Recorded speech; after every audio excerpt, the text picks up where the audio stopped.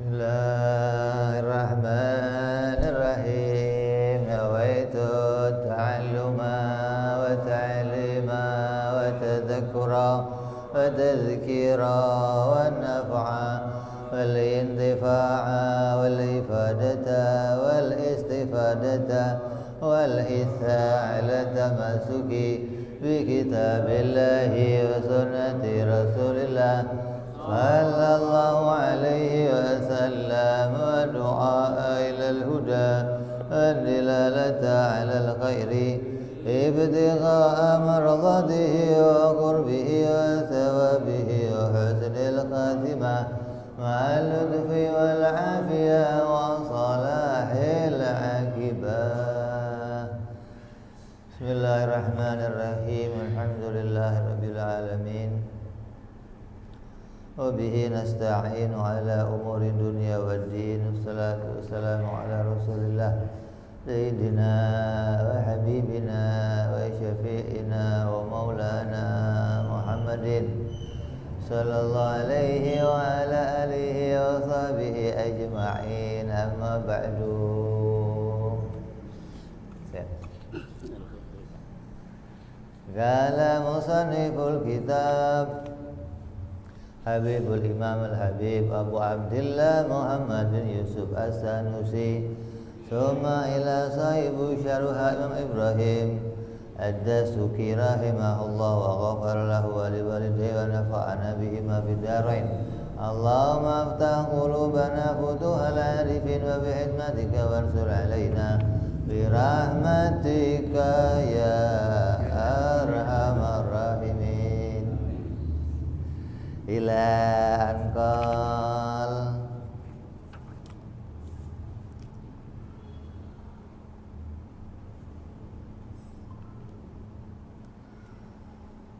wa kadza yastahilu alaihi ta'ala alla yakuna qa'iman binafsihi. Ini pakainya nakid ini. Qiyamu binafsi lawannya la qiyamu binafsi. Pakainya nakid. Bi ayyakuna sifatan yaqumu bi mahallin aw yahtaja ila mukhassisin. Mustahil Allah tidak berdiri pada dirinya sendiri. Maknanya semacam ngomong mustahil Allah itu butuh pada yang lain, yaitu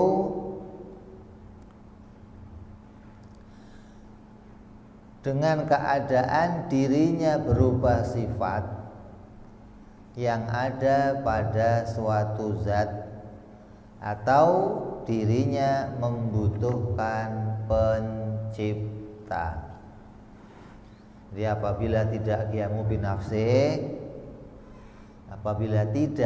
binafsi, maka keadaannya akan terjadi apa? Bisa jadi dirinya sifat, bisa jadi dirinya butuh pada pencipta, dan dua keadaan itu mustahil bagi Allah.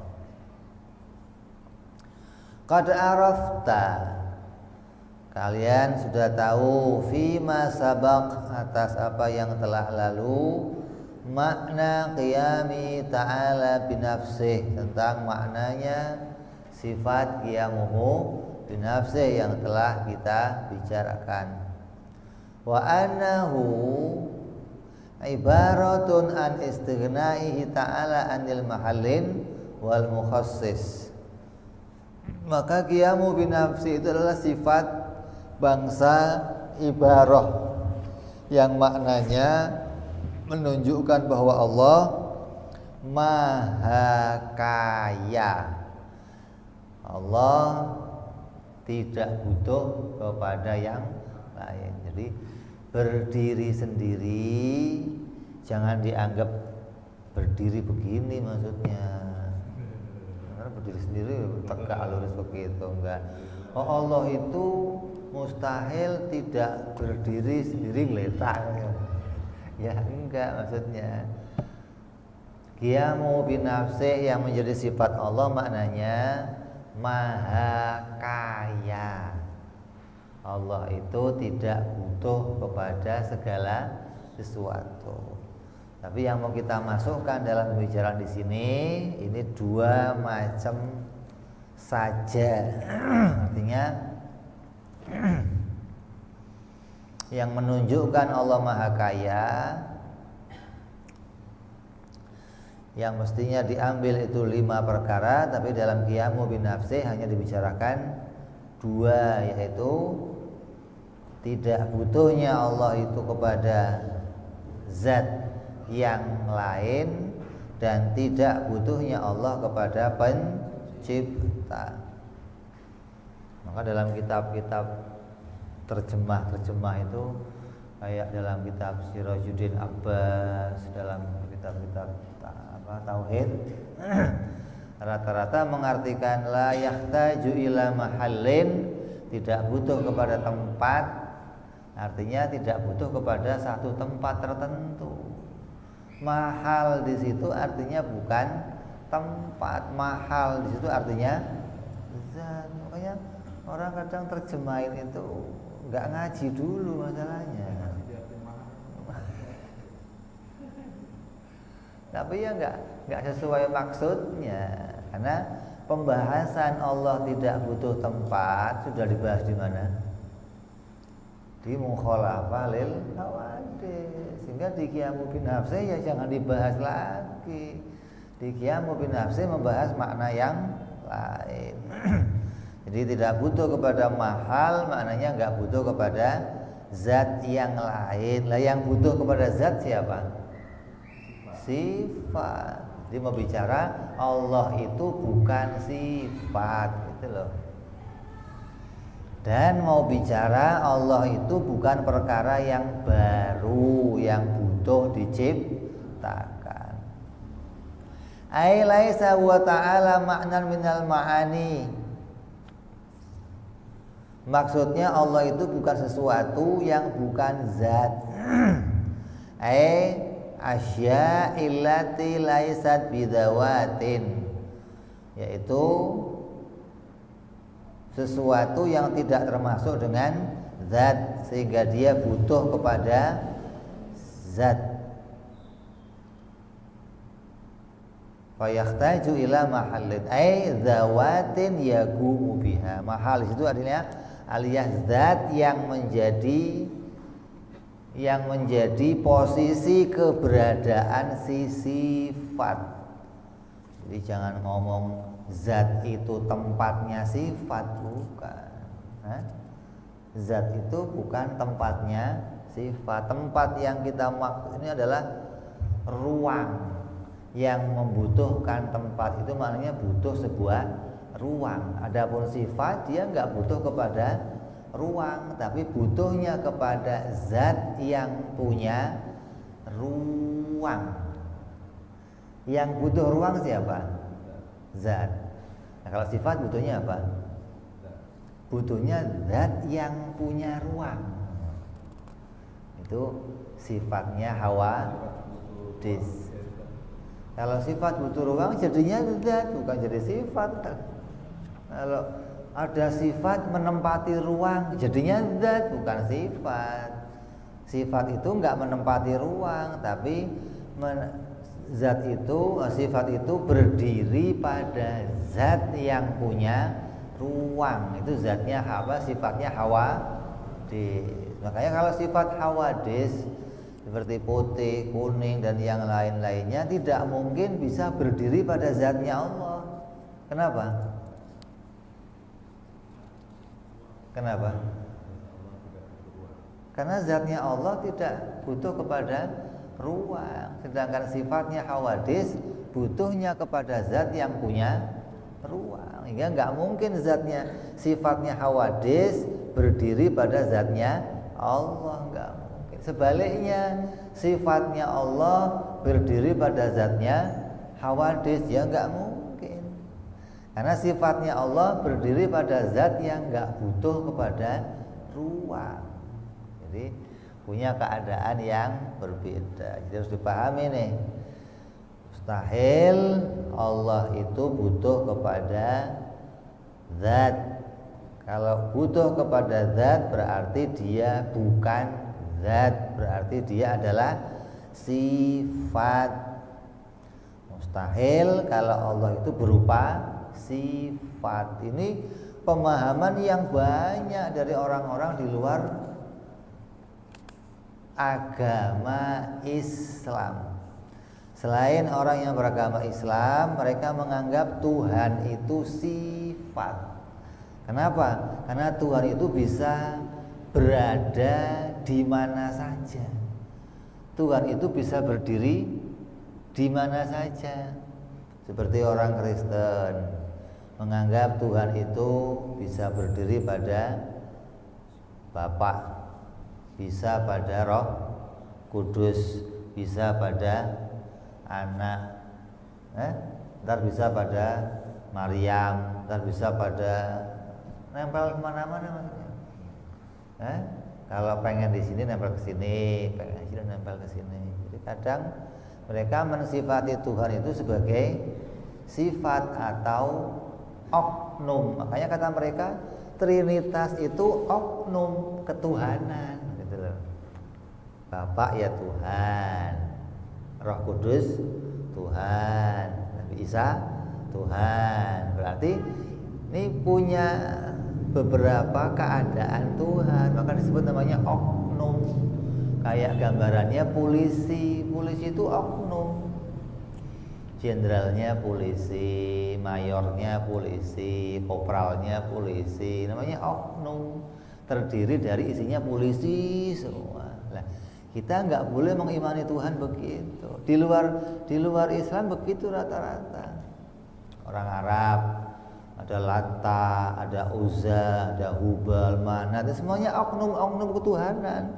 Ini ada Tuhan yang ngurusin air, Tuhan yang ngurusin api, Tuhan yang ngurusin tanah, Tuhan ngurusin kesehatan, Tuhan ngurusin hamil, Tuhan ngurusin punya bagian masing-masing. Ada subnya. Sama kayak pemahaman orang India ya begitu. Ada Tuhan penguasa ini, penguasa ini. Orang Cina ya begitu. Ada elemen api, ada dewanya sendiri, ada air sendiri, ada orang-orang Yunani ya begitu sama. Artinya mereka menganggap Tuhan sebagai sifat yang bisa berada pada zat-zat yang lain. Kita nggak boleh begitu. Zatnya Allah itu ya berdiri pada zatnya sendiri, tidak berdiri pada zat yang lainnya, dan nggak ada zat lain yang bersifat Tuhan, nggak ada. Yang bersifat Tuhan ya hanya zatnya sendiri. Ini yang kita imani bahwa Allah itu qiyamuhu binafsi, mustahil tidak berdiri sendiri. Kalau tidak berdiri sendiri berarti berdiri bersama yang lain, gitu loh. Kalau berdiri bersama yang lain berarti dia namanya sifat. Walaisa jalla wa azza aidan bijaizil adam. Maka mustahil pula Allah Subhanahu wa ta'ala itu, Tuhan itu boleh saja tiada. Fayakhtaju ila mukhassisin, maka dia akan menjadikan dirinya butuh kepada pencipta. Ai fa'ilin alladhi yukhassasu kullu jaizin bi ba'di ma jaza alaih. Sebagaimana butuh kepada pencipta, yang mana pencipta itu mengkhususkan kepada tiap-tiap perkara yang jaiz sebagian dari perkara yang boleh terjadi pada dirinya, perkara jaiz.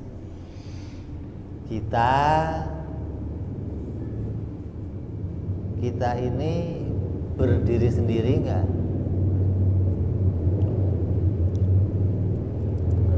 Kita ini berdiri sendiri enggak? Berarti kita sifat. Kita ini berdiri sendiri enggak? Berdiri kenapa? Karena kita ini zat. Ya kan? Kalau zat pasti berdiri sendiri semua zat, mau zat yang qadim, mau zat yang baru, pasti berdiri sendiri. Enggak ada zat berdiri pada yang lain, enggak ada. Yang berdiri pada yang lain namanya apa? Sifat. Kalau zat maka dia pasti berdiri. Nah, kita ini zat bukan sifat, maka kita juga berdiri sendiri. Nah, untuk membedakan zat kita yang berdiri sendiri dan zatnya Allah yang berdiri sendiri, maka untuk pembahasan Qiyamu binafsih, musannif memasukkan dua makna. Allah itu berdiri sendiri plus, ini ada plusnya, plus ditambah tidak butuh pada yang mencipta. Maka disimpulkan apa? Kaya mutlak.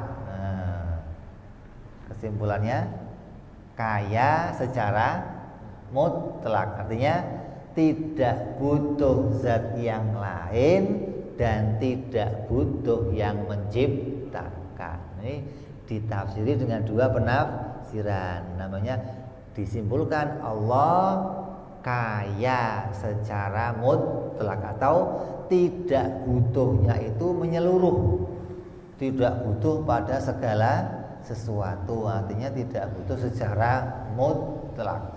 Kita qiyamu binafsih, kita berdiri sendiri, maka disebut enggak butuh sama yang lain, tapi butuh diciptakan. Maka kita tidak menduduki posisi kaya secara mutlak, tapi kayanya sebagian saja, bukan kaya secara mutlak. Yang kaya mutlak hanya Allah. Maka selainnya Allah, apabila dia zat, maka dia berdiri sendiri, tapi dia butuh diciptakan. Kenapa? Karena zatnya pernah tiada.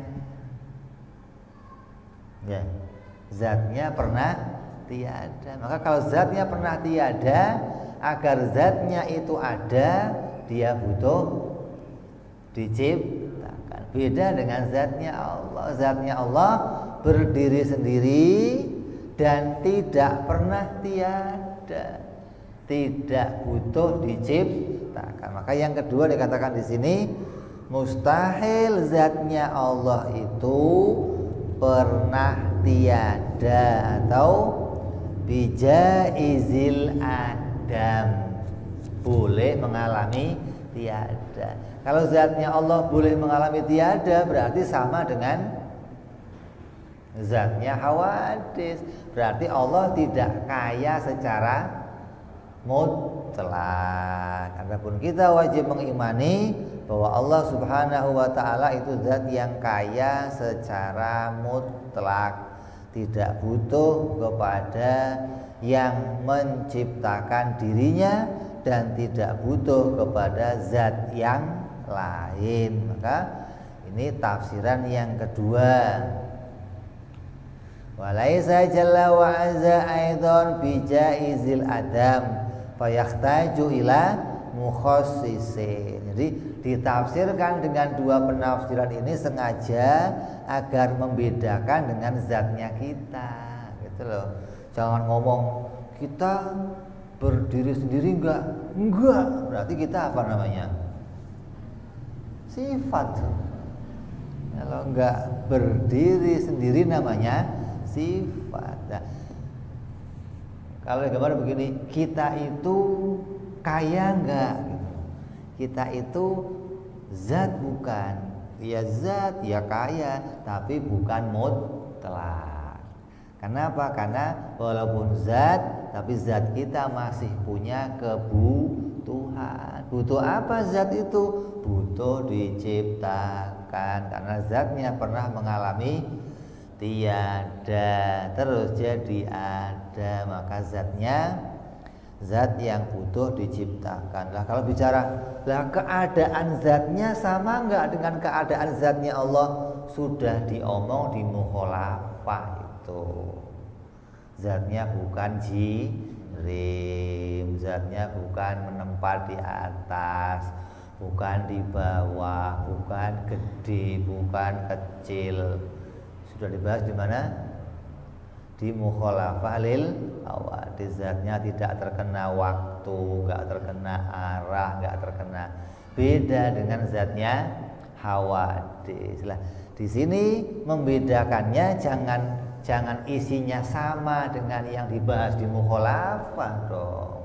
Harus kita bedakan pembahasan di qiyamuhu binafsi. Artinya dalam posisi sebagai zat, mau jirim mau itu bukan jirim, yang namanya zat berdiri sendiri. Lah terus bedanya zat kita dengan zatnya Allah apa?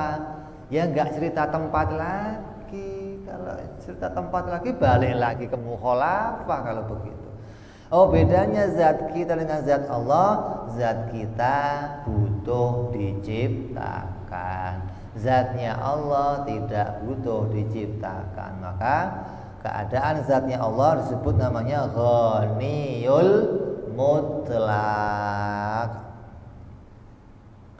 Wallahu ghaniyun wa antumul fuqara. Maknanya fakir di situ masih membutuhkan sesuatu. Apa yang kita butuhkan? Kita butuh diciptakan oleh Allah, ditolong oleh Allah, disejahterakan oleh Allah dan yang lainnya.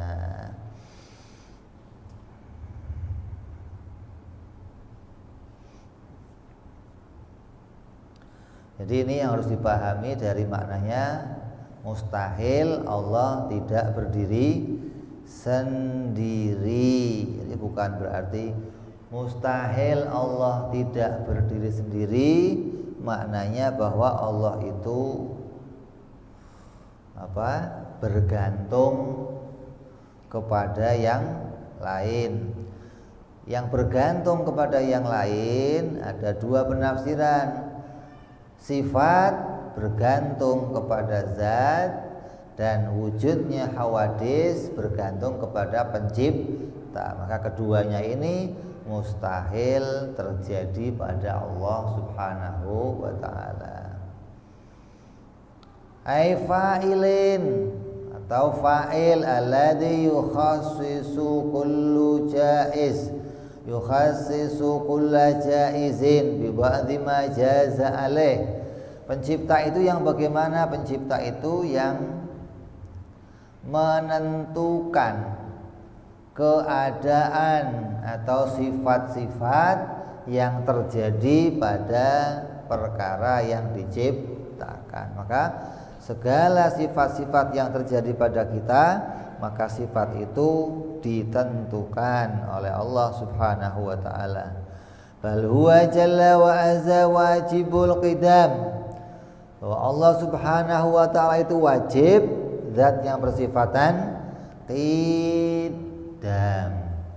Artinya zatnya tidak butuh pada zat yang lain dan zatnya tidak pernah tiada atau tidak berawal. Terus wal baqa, dan zatnya juga baqa. Kalau sudah qidam ya pasti baqa gandengannya, enggak ada barang qidam kok boleh adam, enggak ada. Kalau qidam pasti baqa. La yaqbalu dzatuhul aliyatu, maka tidak terjadi pada zatnya Allah yang maha mulia, wala sifatuhu, dan pada sifat-sifat Allah yang mulia,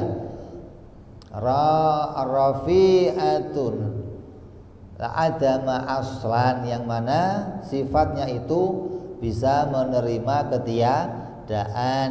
ini tidak ada sifatnya Allah satu pun nggak ada yang mengalami perubahan menjadi tiada, nggak ada.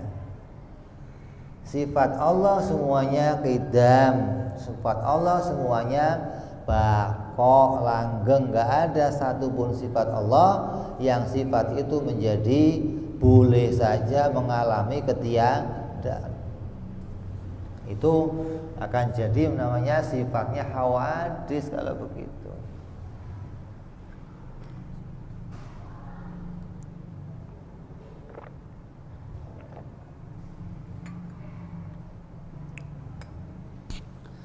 Makanya di mukhalafah kita sudah bahas apa? Sifatnya Allah tidak mengalami Kenapa? Sifat yang mengalami perubahan berarti sifat itu bisa ada, bisa. Contohnya apa? Contohnya apa sifat yang bisa tiada, bisa ada? Contohnya apa? Gerak, diam. Ini sifat yang bisa mengalami tiada, sifat yang bisa berubah. Maka mustahil sifat-sifat Allah itu keadaannya seperti keadaan sifatnya hawadis yang bisa saja mengalami ketiadaan. Kalau sifat Allah seperti sifat hawadis, maka sifat Allah baru. Kalau sifatnya baru, zatnya ya baru, karena keduanya itu lazim, keduanya tidak saling mendahului, keduanya tidak bisa dipisahkan. Kalau sifatnya qadim, zatnya pasti qadim. Kalau sifatnya baru, zatnya pasti baru. Jangan seperti anggapannya orang-orang filsafat yang mengatakan boleh saja zatnya baru, sifatnya qadim. Atau boleh juga sifatnya baru, zatnya qadim. Ini enggak nyambung kalau begitu. Karena keduanya zat dan sifat itu sifat apa? Keadaan yang lazim, yang tidak bisa saling mendahului dan tidak bisa terpisah antara zat dan sifat. Kalau mau ya dua-duanya hilang sekalian. Enggak bisa cuma hilang salah satunya, enggak bisa. Fahuwa al-munfaridu bil ghaniyil mutlaq. Nah, ini kan di sini. Maka kesimpulannya Allah lah zat yang esa, yang keadaannya ghaniyil mutlaq, yaitu zat yang ghani, yang kaya secara mutlak. Tidak ada zat yang ghani mutlak selain Allah, enggak ada. Karena selain Allah walaupun disebut zat, tapi zatnya baru, zatnya diciptakan, zatnya bergantung atau butuh pada yang lain. Maka enggak ada zat yang lain, enggak ada yang mutlak, enggak ada. Makanya enggak ada Allah itu punya anak, Allah punya istri, Allah punya keluarga. Oh, tetap kan yang menciptakan Allah, Beb, itu cuma sebagai kawan-kawannya saja. Terus yang lainnya kidam juga, ya kidam juga. Bagaimana kidam kok rentengan begitu? Kalau kidam itu ada dua perkara yang kidam, akan ditanyalah duluan mana ini munculnya. Oh bareng, mana ada kidam kok bareng-bareng. Jadi akal itu enggak terima kalau ada zat lain yang persifatan kidam, enggak terima. Akalnya terima kidam itu hanya boleh satu, enggak boleh kidam itu yang lain. Mutlak, kaya mutlak harus satu, enggak boleh yang lain, enggak boleh. Kenapa? Karena yang namanya mutlak, kaya mutlak, yang lainnya semua harus butuh pada dia. Iya dong. Kalau ada yang lain berarti ada yang nggak butuh sama. Ini nggak mutlak namanya. Maka Tuhan itu dikatakan zat yang nggak butuh kepada yang lain secara mutlak dan semuanya mutlak butuhnya hanya kepada Allah. Kalau ada, oh ada nih anaknya Tuhan, Tuhan juga butuh nggak sama Allah? Nggak butuh. Oh, berarti ada zat lain yang nggak butuh. Berarti dia nggak mutlak sebagai makna ketuhanan. Maka ini mustahil. Jadi kita harus mengimani yang qadim, yang azali, yang ghaniyul mutlak itu wajib wahdahu tabaraka wa ta'ala, wajib esa, dan itu hanya Allah subhanahu wa ta'ala, tidak ada yang lainnya. Maka disinilah kita memahami maknanya mustahil Allah itu tidak berdiri, maknanya tidak berdiri sendiri, itu maknanya mustahil butuh kepada yang lain. Baik butuh kepada apa? Zat yang lain maupun butuh pada pencipta.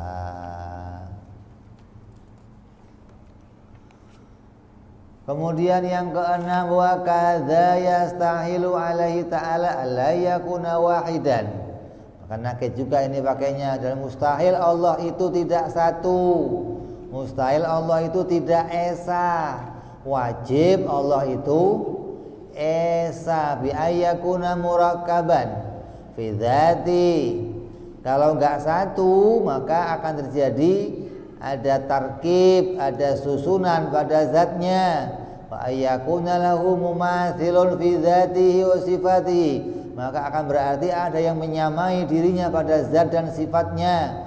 Wa ayyakuna ma'ahu fi wujudi mu'athir fi fi'lin minal af'al, maka kalau dia tidak satu, boleh juga terjadi ada pencipta lain yang menciptakan bersama dia pada sesuatu, maka ini juga mustahil. Maka tidak satu bagi Allah itu hukumnya mustahil.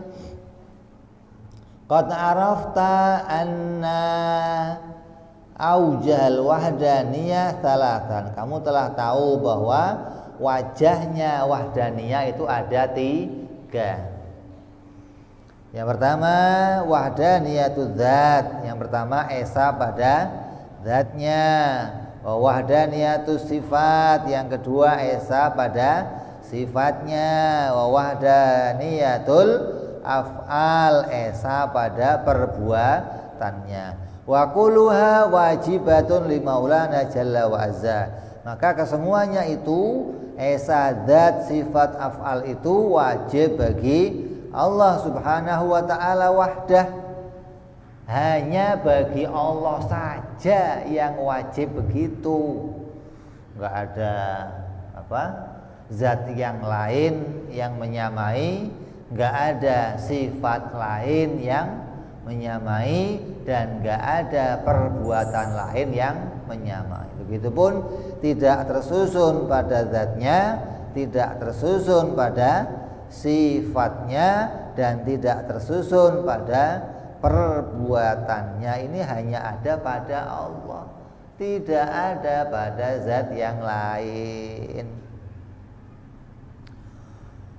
Wa kulluha wajibatun li maulana jalla wa azza wahdah.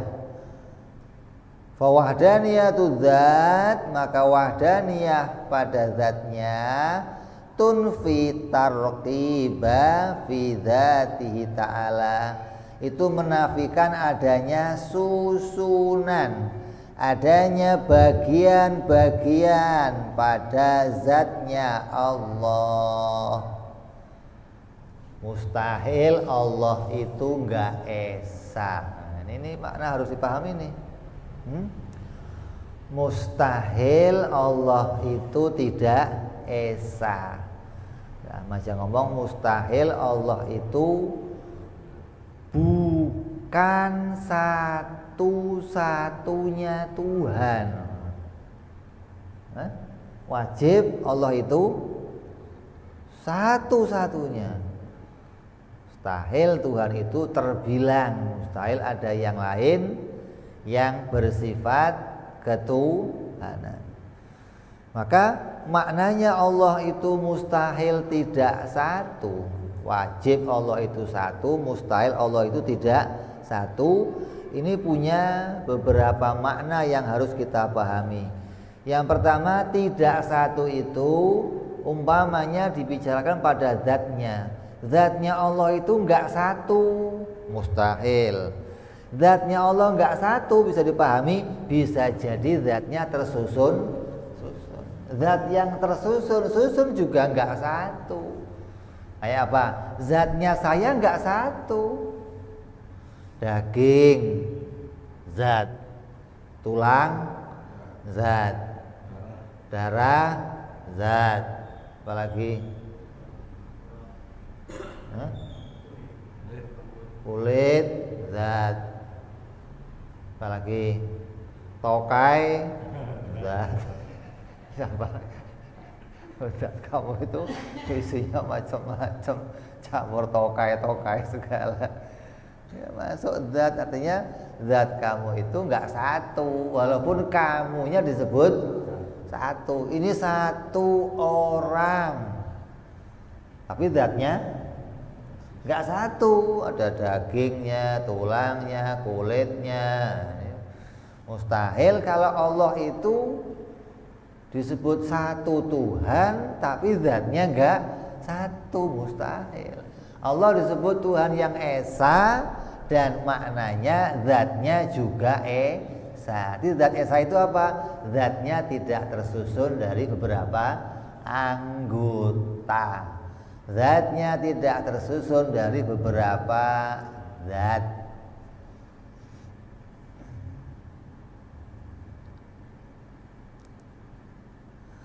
Fawadaniyatu dzat tunfi tarkiba fi dzati ta'ala wa wujudu dzati ukhra tumathilu dzatal aliyah. Dan mustahil pula zatnya itu apa? Mustahil zatnya itu ada yang menyamai. Kalau zatnya ada yang menyamai gimana? Berarti enggak satu, ada yang berarti bukan satunya. Oh, ini satu orang. Ini juga ada orang lagi.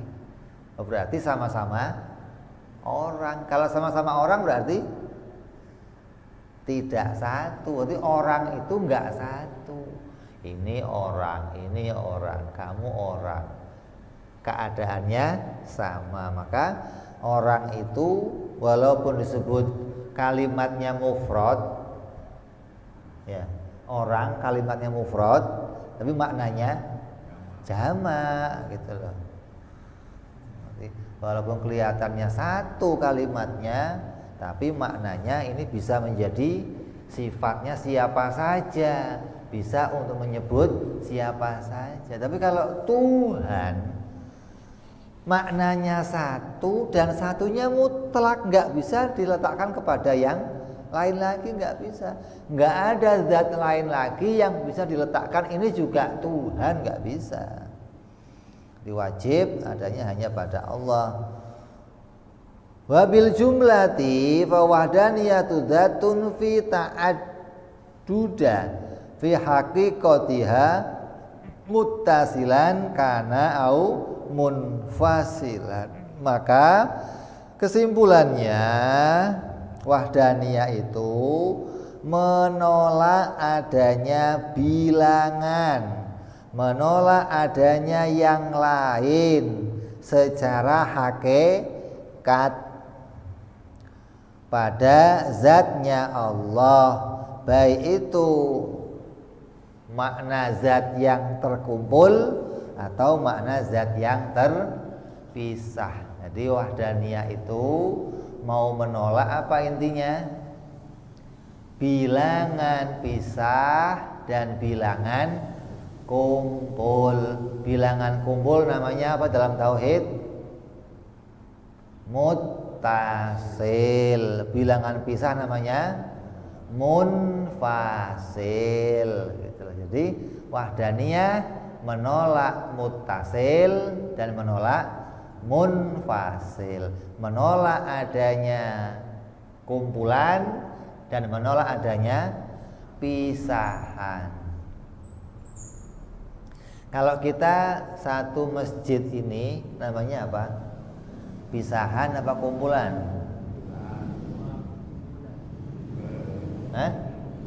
Ini banyak orang nih. Ada orang satu masjid. Itu kumpulan apa pisahan?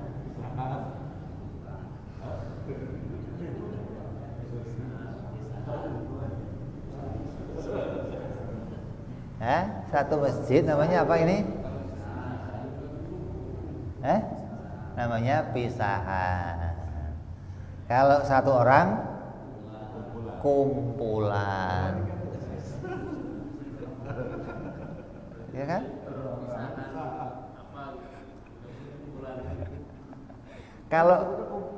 Kalau bahasa umum, bahasa adat disebut perkumpulan orang. Ya. Gula setoples itu sekumpulan gula. Beras sekarung sekumpulan beras. Itu kalau bahasa umum begitu. Dalam bahasa tauhid, beras sekarung itu pisahan. Kenapa? Kalau dipisah, beras, bisa lagi beras, bisa lagi beras, gitu loh. Walaupun sedikit satu tetap namanya pisahan beras, bukan kumpulan beras. Tapi kalau sendiri namanya kumpulan. Ada orang sendiri, kamu sendirian?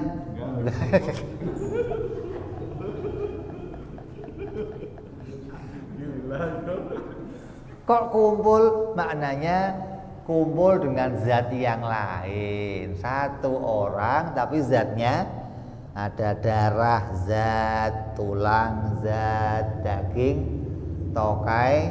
Nanti kumpulan, ente itu lagi kumpul zat-zat jadi satu. Nah ini Allah mau kita tolak dua makna itu. Allah itu zatnya bukan hasil kumpulan dan juga bukan. Kalau Tuhan kok kumpulan berarti ada zat yang. Kalau Tuhan itu maknanya pisahan berarti ada Tuhan lain gitu loh. Ya, kalau sendiri kumpulan maknanya ada tersusun dari beberapa zat. Kalau ada yang lainnya berarti ada Tuhan yang lain. Jadi menolak tarkib dan menolak apa? Menolak muttasil dan menolak munfasil. Begitu pula wahdaniyatu sifat. Begitupun wahdaniyah pada sifatnya. Tunfi ta'adudi fi haqiqati kulli wahdah minha mutasilan aidan kana au munfasilan. Sifatnya Allah ya begitu, mau ditolak mustahil sifatnya Allah itu kumpulan dan mustahil sifatnya Allah itu pisahan. Artinya Allah tidak mungkin ada sifat yang menyamai dengan sifat Allah. Kalau ada sifat lain yang menyamai dengan sifat Allah namanya apa? Pisahan. Itu dong. Ya.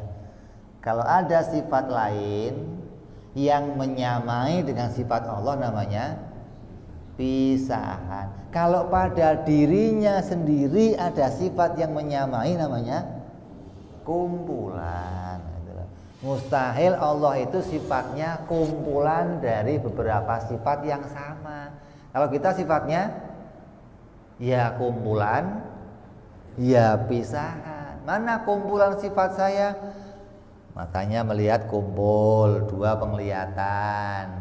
Telinganya 2 pendengaran. Tangannya 2 kemampuan. Ilmunya beberapa pengetahuan. Berarti kumpulnya sifat pada diri kita.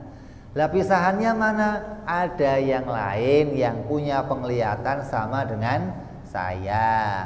Ada yang lain yang punya pendengaran dengan saya. Ini namanya menolak mutasil dan menolak munfasil. Fa'ulima fa'ilmu maulana jalla wa azza laisa lahu sanin.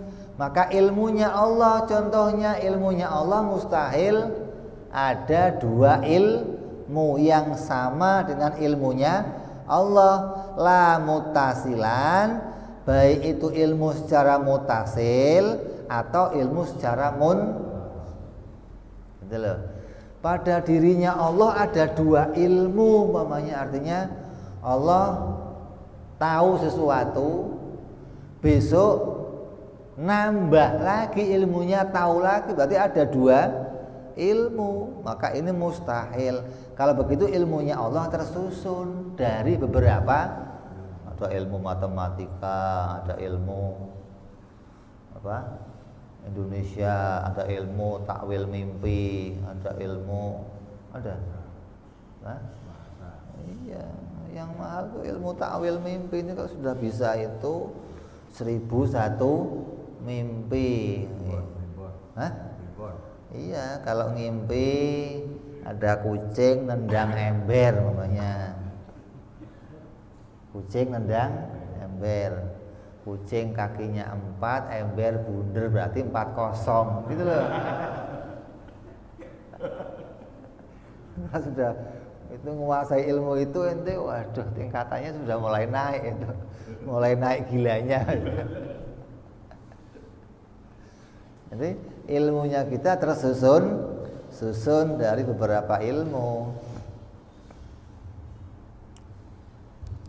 La mutasilan, tidaklah secara mutasil, baik pada dirinya sendiri ada yang sama ilmunya.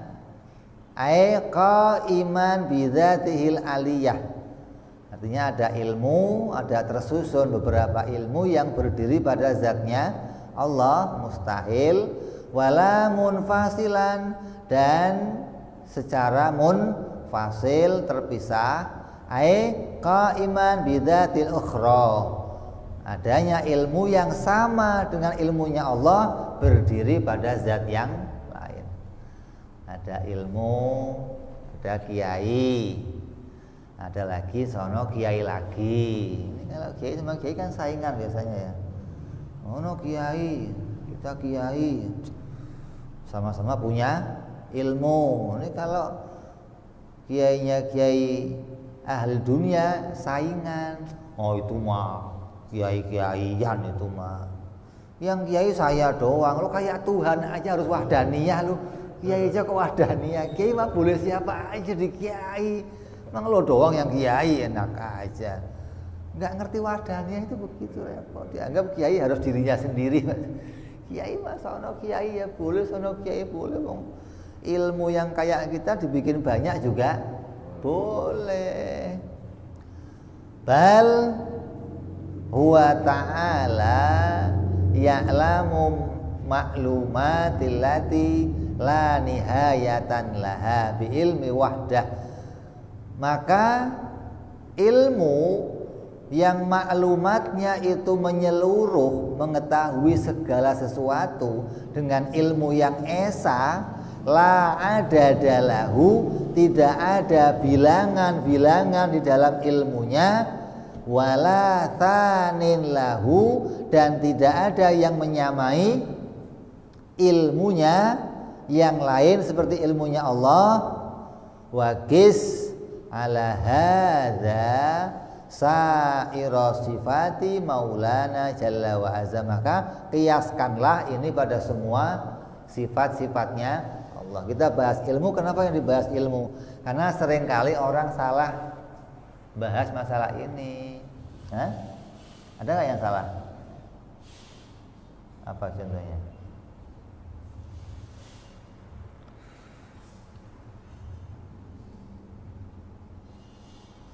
Salawat nariyah apa bunyinya itu?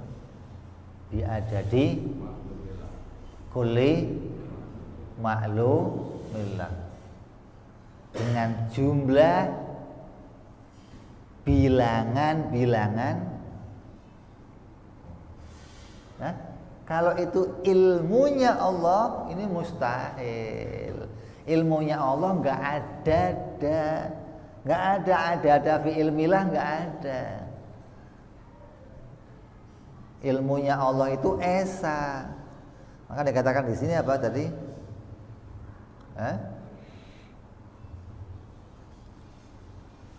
La nihayatan laha bi ilmi wahidin la adada lahu. Bi ilmin wahidin la adada lahu, tidak ada adat pada ilmunya. Artinya di dirinya Allah itu enggak ada adada fi ilmillah, enggak ada. Kalau bicara adada maklumillah, tersusunnya atau banyaknya yang diketahui Allah, objeknya, emang yang diketahui Allah itu ya banyak.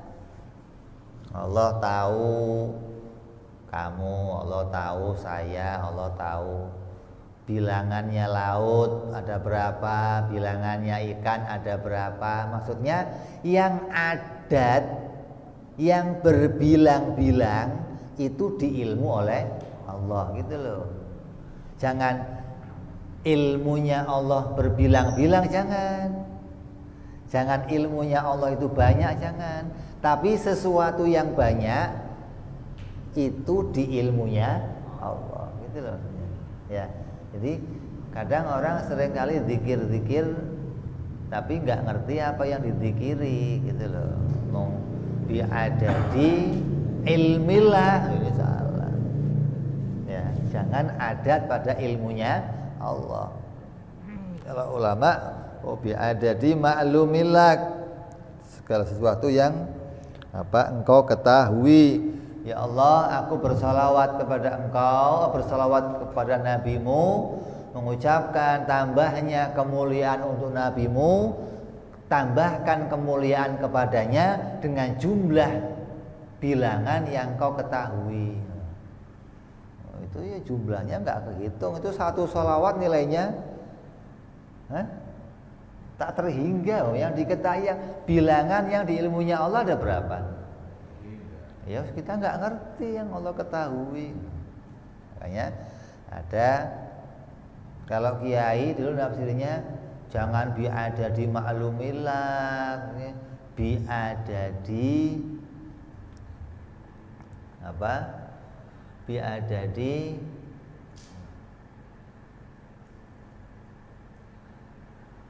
makhlukillah, dengan jumlah makhluknya Allah, dengan bilangan-bilangan makhluknya Allah. Memang yang banyak itu makhluknya Allah, bukan yang ada pada dirinya Allah itu banyak, bukan. Ini banyak yang nggak sampai dalam pengertian ini. Maka yang diambil contoh di sini ilmu. Kenapa kok nggak sama, nggak basor? Tapi ilmu, karena banyak sekali zikir-zikir yang mengarah kepada biadadi ilmillah. Maka jangan pakai itu, harus dirubah. Maka kiaskanlah satu sifat ilmu ini dengan seluruh sifatnya Allah, bahwa seluruh sifatnya Allah itu juga menafikan muttasil dan menafikan munfasil. Terus wa wahdaniyatul af'al, dan wahdaniyah pada af'alnya Allah. Maka fi'ilnya Allah juga wahdaniyah, itu tunfi ayyakuna thamma ikhtira'un likulli ma siwa maulana jalla wa azza fi fi'lin minal af'al. Adapun wahdaniyah pada perbuatannya itu menafikan adanya kemampuan menciptakan ma siwa Allah bagi selainnya Allah. fi fi'lin minal af'al, dari perbuatan menciptakan. Bal jami'ul kainati haditsatun, maka seluruh perkara yang baru, perkara kainat, perkara yang mungkin terjadi ketika dia muncul menjadi wujud, maka pasti baru. Qad ammahal ajzu, dan keseluruhannya itu pasti bersifat lemah. Adz-dzaruriyun daimun an ijadi atharima, lemah seluruhnya selama-lamanya untuk menciptakan satu ciptaan pun. Lemah selamanya, lemahnya kodi, lemahnya bahagia. Lemahnya itu enggak ada batasnya. Kalau sudah diwujudkan, muncul wujudnya pasti lemah untuk selamanya. Enggak mungkin, oh ini makhluk tadinya lemah, setelah 1000 tahun bertapa jadi ada begitu. Lo kira sunggokong apa? Bertapa ribuan tahun jadi dewa gitu, bisa macam-macam. Enggak ada, itu bohongan semua. Semua makhluk yang tadinya enggak ada diciptakan menjadi ada, dia baru, dan semuanya pasti lemah untuk selama-lamanya. Apapun yang muncul dari keadaan yang baru pasti diciptakan oleh Allah. Wallahu khalaqakum wa ma ta'malun. Allah yang menciptakan kalian dan menciptakan perbuatan kalian. Jadi kalau kamu kok punya pekerjaan, oh saya bisa ini, bisa itu, maka perbuatan itu dimunculkan oleh mustahil muncul dari dirinya, mustahil. Karena Allah tidak pernah melepaskan hambanya untuk menjadikan hambanya bisa mengerjakan sesuatu, enggak ada. Jangan sampai seperti pahamnya orang-orang Mu'tazilah. Bal jami'ul kainati haditsatun, maka seluruh perkara kainat yang mungkin terjadi itu pasti baru. Qad ammaha, maka secara umum al-ajzu, kelemahannya, ad-dzaruriyun, secara wajib, secara pasti. Daimun, maka itu selama-lamanya, an ijadi atharima. Wa maulana jalla wa azahu al-munfaridu bi ikhtira'iha wahdah bila wasitatin, dan Allah lah zat yang esa yang bisa menciptakan segalanya tanpa menggunakan perantara, tanpa butuh bantuan yang lain. Lah ya, Allah menciptakan alam tanpa dibantu oleh yang lain. Artinya seluruh alam ini tadinya enggak ada, terus diciptakan oleh Allah menjadi ada. Lah, untuk menciptakan menjadi ada itu, lah yang bantu siapa? Alam lagi yang lain. Ya enggak mungkin ada alam kok bantu Allah menciptakan alam yang lain, enggak mungkin. Maka alamnya harus qadim kalau begitu. Ya. Jadi Allah tidak butuh dibantu oleh yang lain, karena yang lain selain Allah itu pasti diciptakan.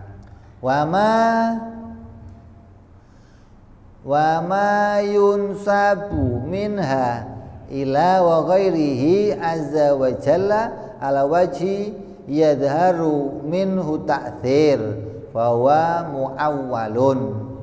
Maka adapun yang dinisbatkan pada selain Allah, pola atau keadaan yang mengesahkan penciptaan, maka harus ditakwil. Saya bisa menciptakan ini, saya bisa bikin ini.